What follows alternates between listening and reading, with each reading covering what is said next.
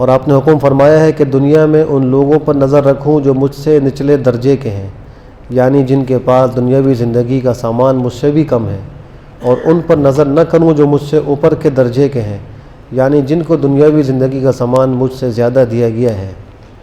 اور بعض دوسری احادیث میں ہے کہ ایسا کرنے سے بندے میں صبر و شکر کی صفت پیدا ہوتی ہے، اور یہ ظاہر بھی ہے۔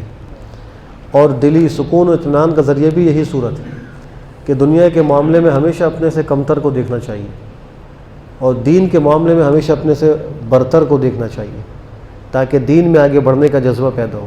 اور دنیا کے اندر جو ایک دوسرے سے ریس اور حرص کا جذبہ آج ہمارے اندر پیدا ہو گیا ہے، اس کا سد باب ہو اور وہ ختم ہو۔ یہ جب ہی ہوگا کہ جب ہم دنیا کے معاملے میں اپنے سے ماتحت اور کمتر لوگوں کو دیکھیں گے۔ آگے حضرت ابو ذر فرماتے ہیں کہ اور مجھے آپ نے حکم دیا ہے کہ میں اپنے اہل قرابت کے ساتھ صلہ رحمی کروں اور قرابتی رشتے کو جوڑوں۔ صلہ رحمی یہ بھی ایک عظیم الشان حکم ہے، اور اس کو زندگی اور رزق کی برکت کا ذریعہ قرار دیا گیا۔ اگر کوئی شخص چاہتا ہے کہ اس کی عمر میں برکت ہو جائے، اس کی روزی میں برکت ہو جائے، تو اس کا طریقہ یہ ہے کہ وہ صلہ رحمی اختیار کرے۔ ایک حدیث میں آپ نے فرمایا کہ صل من قطعک واعف عمن ظلمک، جو تم پہ زیادتی کرے اس کو معاف کرو، جو تم سے ٹوٹے اس سے تم جڑو۔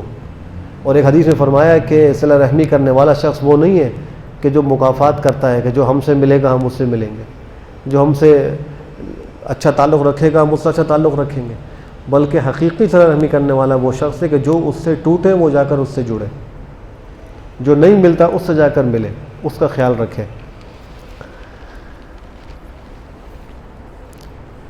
اور آپ نے مجھے حکم دیا کسی آدمی سے کوئی چیز نہ مانگوں، یعنی اپنی ہر حاجت کے لیے اللہ ہی کے سامنے ہاتھ پھیلاؤں اور اس کے سوا کسی کے در کا سائل نہ بنوں۔ اللہ کی ذات وہ ذات ہے کہ اگر اس سے سوال کیا جائے، مانگا جائے تو وہ خوش ہوتے ہیں، اور اگر اللہ سے سوال نہ کیا جائے، نہ مانگا جائے تو اللہ کو غصہ آتا ہے، ناراض ہوتے ہیں کہ میرا بندہ مجھ سے مانگتا کیوں نہیں۔ اور انسان کا حال یہ کہ اس سے کوئی سوال کرے تو وہ تنگ ہوتا ہے، نہ کرے تو وہ خوش ہوتا ہے۔ تو جو ذات دینے والی ہے، حقیقی رازق ہے، اسی سے انسان کو تعلق قائم کرنا چاہیے اور اسی کے سامنے اپنی حاجات کو پیش کرنا چاہیے۔ اور آپ نے مجھے حکم فرمایا کہ میں ہر موقع پر حق بات کہوں اگرچہ وہ لوگوں کے لیے کڑوی ہو، اس لیے کہ لوگوں کی خواہش اور ان کی اغراض نفسانی کے خلاف جو بات ہوتی ہے وہ ان کو برداشت نہیں ہوتی، اور وہ اس پر مزاحمت کرتے ہیں، اعتراض کرتے ہیں۔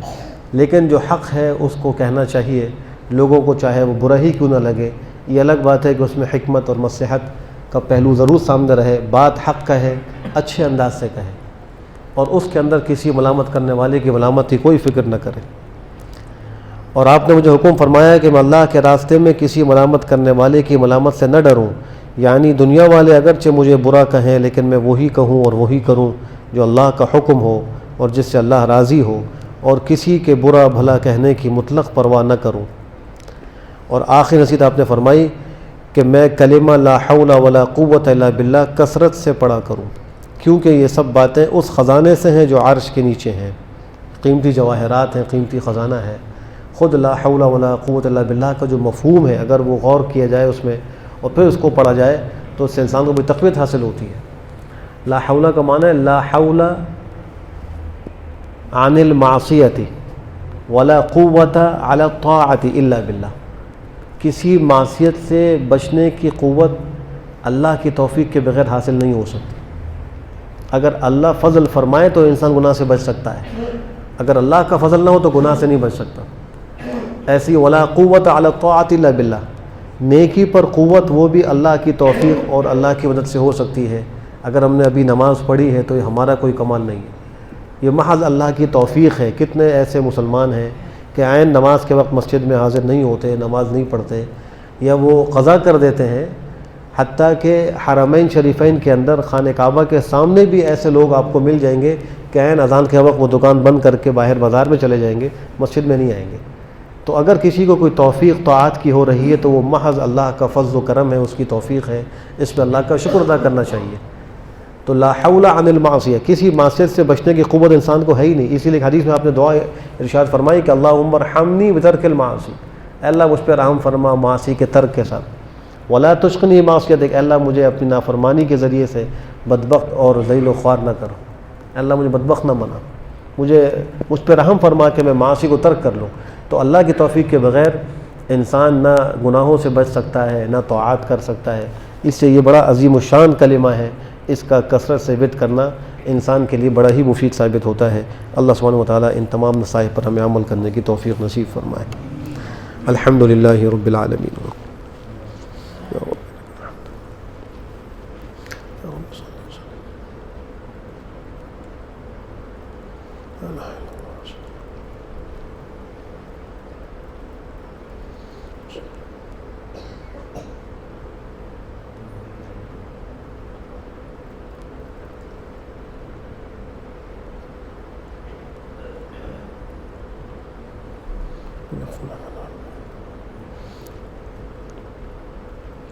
برحمتک یا ارحم الراحمین۔